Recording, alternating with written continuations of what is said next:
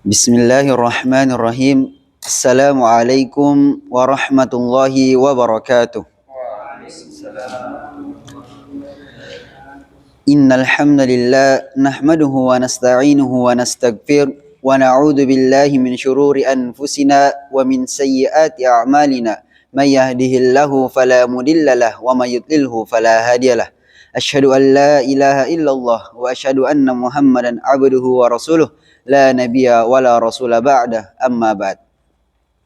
Baiklah, pada kesempatan kali ini kita akan membahas mengenai zuhud, qanaah dan tidak meminta-minta.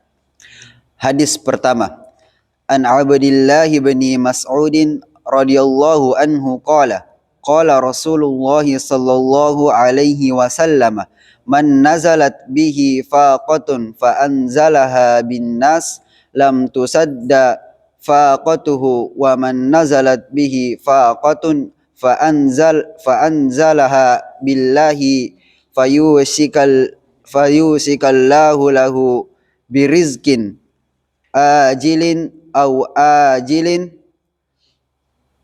yang artinya dari Abdullah bin Mas'ud radhiyallahu anhu berkata bahwa Rasulullah sallallahu alaihi wasallam bersabda, barang siapa yang menghadapi kelaparan, kemiskinan dan dia menampakkannya kepada manusia, maka kelaparannya tidak akan dijauhkan, dan barang siapa yang ditimpakan kelaparan, kemiskinan lalu ia adukan keadaannya di hadapan Allah dan memohon kepadanya, maka Allah akan cepat mengaruniakan rezeki kepadanya. Hadis riwayat Tirmizi.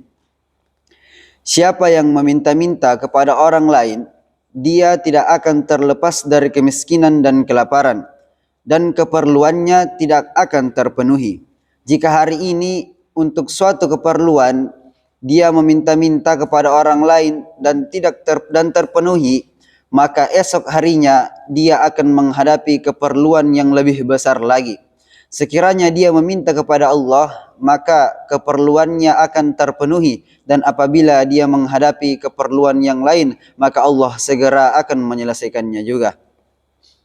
Dalam bab pertama, keterangan hadis ke-8, sebuah hadis yang diriwayatkan oleh Abu Kabsyah radhiyallahu anhu, bahwa Rasulullah sallallahu alaihi wasallam bersabda mengenai beberapa hal dengan bersumpah, termasuk bahwa barang siapa meminta-minta kepada manusia, maka Allah Subhanahu wa taala akan membuka pintu kemiskinan baginya. Di tempat yang sama dikutip juga sabda Rasulullah sallallahu alaihi wasallam yang diriwayatkan oleh Abdurrahman bin Auf dengan makna yang sama, dan ia juga bersumpah. Inilah sebabnya kita melihat orang yang meminta-minta dari satu pintu ke pintu lain senantiasa kekal di dalam kemiskinannya. Dalam riwayat lain dinyatakan sebagai berikut, barang siapa mengadukan kemiskinan dan kebutuhannya di hadapan Allah, maka Allah Subhanahu wa taala akan segera menghilangkan kemiskinannya, baik dengan kekayaan yang segera atau dengan kematian yang segera. Kematian segera mempunyai dua maksud. Maksud pertama adalah kematiannya sendiri, karena sebelumnya menderita kelaparan dan kemiskinan, maka dengan kematiannya semuanya akan berakhir. Maksud kedua adalah kematian orang lain yang akan menjadi asbab kekayaannya bertambah. Mungkin dia akan mendapatkan warisan atau wasiat. Berbagai peristiwa seperti ini sering kita lihat dan kita dengar. Beberapa orang di Makkah ketika hampir meninggal dunia pernah berwasiat bahwa di Hindustan ada seorang pedagang yang tinggal di sana, hartanya agar dijual dan diantarkan kepadanya. Qurt adalah nama suatu kabilah. Salah seorang penduduknya adalah seorang perampok yang terkenal. Dia mengisahkan dirinya sendiri sebagai berikut. Suatu ketika aku bersama rekan-rekan sedang berjalan untuk merampok di suatu tempat. Di sebuah tempat kami beristirahat. Di tempat itu terdapat 3 batang pohon kurma. Yang 2 masih hidup dan berbuah, sedangkan yang satu sudah mati dan kering. Saya melihat seekor burung berkali-kali mengambil buah kurma yang segar dari pohon yang masih hidup, lalu membawanya ke pohon yang kering. Saya merasa heran melihat kejadian ini. Kurang lebih 10 kali burung itu membawa buah kurma ke pohon yang kering. Saya ingin melihat apa yang diperbuat burung dengan buah kurma di pohon kering itu. Maka saya memanjat pohon kering itu. Ketika sampai di puncak, saya melihat ular yang buta menunggu di situ sambil membuka mulutnya. Saya memahami bahwa burung itu membawa buah kurma segar dan meletakkannya di mulut ular yang buta itu. Melihat kejadian ini, saya mendapatkan pelajaran yang begitu besar sehingga saya menangis dan berkata, "Robku, Nabi Muhammad sallallahu alaihi wasallam telah memerintahkanku untuk membunuh ular, tetapi dengan ular yang buta dan tidak mampu mencari makan, maka engkau menggunakan seekor burung untuk menyampaikan rezeki kepadanya. Padahal aku hambamu yang telah mengikrarkan tauhid kepada engkau. Alangkah menyesalnya aku telah menjadi perampok. Dengan kejadian itu, aku menyadari bahwa pintu taubat telah terbuka untukku. Seketika itu juga aku mematahkan pedangku yang biasa digunakan untuk merampok. Lalu aku menjerit, "Ampunilah dosaku, ampunilah dosaku." Tiba-tiba saja aku mendengar suara yang mengatakan, "Aku telah mengampuni dosamu, wahai hambaku. Aku telah mengampuni dosamu."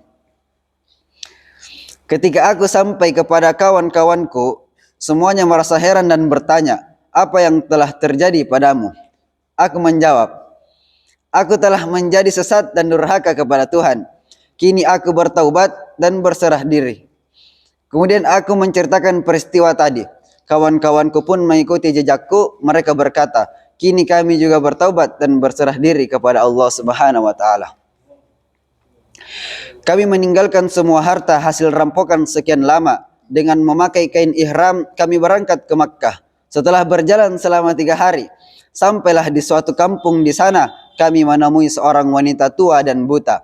Wanita itu bertanya dengan menyebut namaku, "Apakah di dalam rombongan ini terdapat orang Kurd yang bernama itu?" Kawan-kawanku menjawab, "Ada." Maka dia mengeluarkan satu bungkusan pakaian lalu memberikannya kepada kami. Dia berkata, "Sudah 3 hari anakku meninggal dunia. Ini adalah pakaian dia. Setiap malam sepeninggalnya saya bermimpi bahwa Rasulullah Shallallahu Alaihi Wasallam menyuruh saya untuk memberikan semua pakaian almarhum kepada orang Kurd yang bernama ini." Orang Kurd itu berkata, "Kami semua telah memakai pakaian itu." Dalam kisah ini dapat ditarik pelajaran, yaitu ular yang buta diberi rezeki oleh Allah Subhanahu wa taala melalui burung, dan perampok yang bertaubat mendapatkan pakaian atas perintah Rasulullah sallallahu alaihi wasallam. Apabila Allah hendak membantu seseorang, maka dengan mudahnya Dia menyediakan asbab, sebab Dialah yang menciptakan semua asbab, apakah itu asbab kekayaan ataupun asbab kemiskinan. Dengan taubat yang sungguh-sungguh, perampok itu mendapat pakaian dari Rasulullah sallallahu alaihi wasallam yang merupakan suatu kemuliaan yang besar.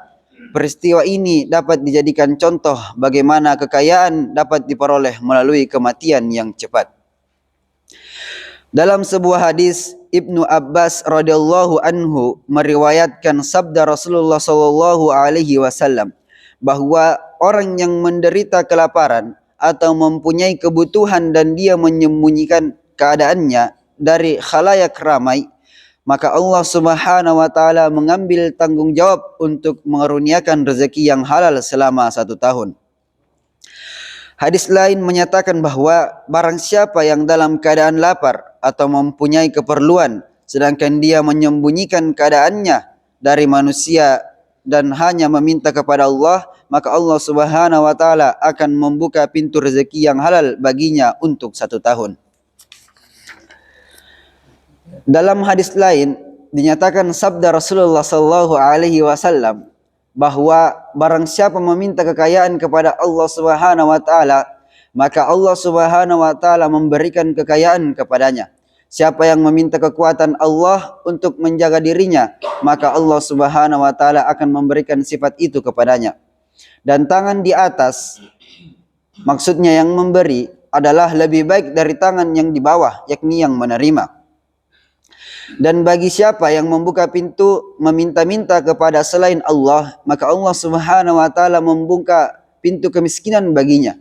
Ali radhiyallahu anhu mendengar suara seorang laki-laki yang meminta-minta dari manusia di padang Arafah. Maka ia berkata kepadanya, pada hari begini, di tempat begini, engkau meminta kepada selain Allah.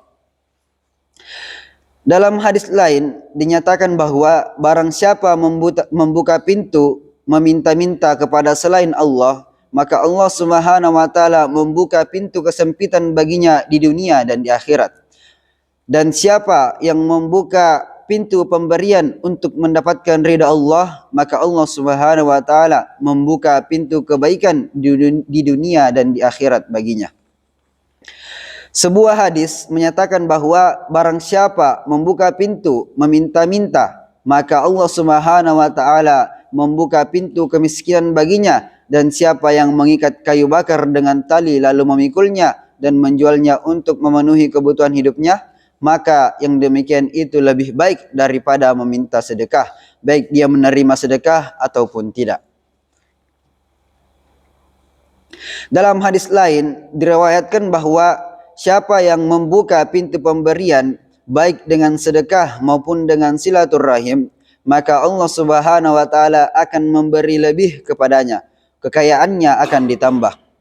Dan siapa yang meminta-minta untuk menambah harta, maka dia akan menjadi bertambah miskin, yaitu kebutuhannya akan semakin bertambah sementara pendapatannya akan semakin tidak mencukupi. Imran bin Husain radhiyallahu anhu meriwayatkan sabda Rasulullah sallallahu alaihi wasallam bahwa barang siapa yang berharap dan bergantung kepada Allah dengan sepenuh hati, maka Allah Subhanahu wa taala akan mengurus setiap keperluannya dan akan menyampaikan rezeki kepadanya dari tempat yang tidak pernah dibayangkan sebelumnya. Dan barang siapa yang senantiasa sibuk dengan dunia saja, maka Allah Subhanahu wa taala menyerahkan kepada dunia, yakni dia akan dibuat sibuk dalam mencari rezeki yang tidak pernah memuaskan.